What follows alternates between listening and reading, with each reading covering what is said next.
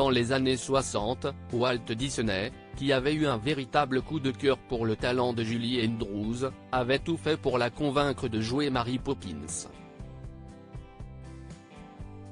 Au point de lui proposer un arrangement qu'elle n'a pas pu refuser.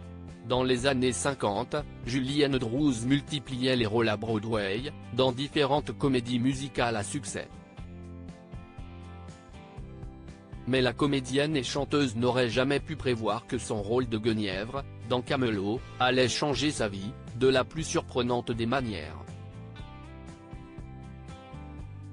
En 1961, un certain Walt Disney s'était en effet rendu à New York, pour découvrir cette comédie musicale et voir Julie Andrews sur scène.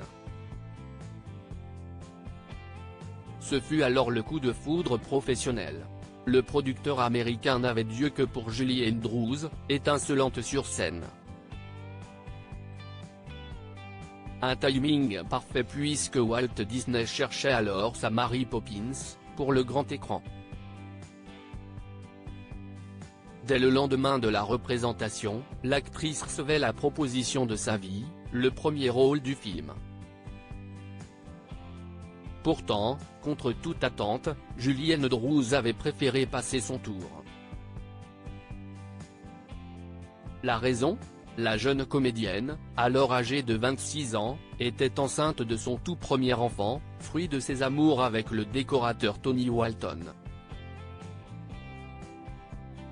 Walt Disney a tout fait pour convaincre Julie Andrews d'accepter le rôle de Mary Poppins. De plus, Julie Andrews était pressentie pour jouer le rôle principal dans My Fair Lady, un rôle qu'obtiendra finalement Audrey Hepburn.